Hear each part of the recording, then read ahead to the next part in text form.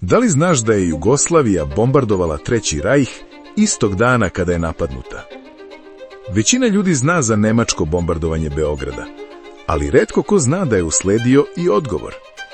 6. aprila 1941. godine nacistička Nemačka bez objave rata napada Kraljevinu Jugoslaviju. Beograd gori pod bombama u operaciji poznatoj kao Kazna. Hiljade civila gine. Deluje kao da je sve gotovo, ali nije bilo tako.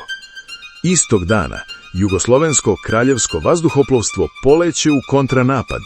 Meta nisu bili civili, već vojni i industrijski ciljevi unutar Trećeg rajha. Bombardovani su objekti u Grazu, tada delu rajha nakon Anšlusa Austrije. To nije promenilo tok rata, ali jeste pokazalo da otpor postoji. U istoriji Balkana često se pamti poraz, ređe se pamti otpor.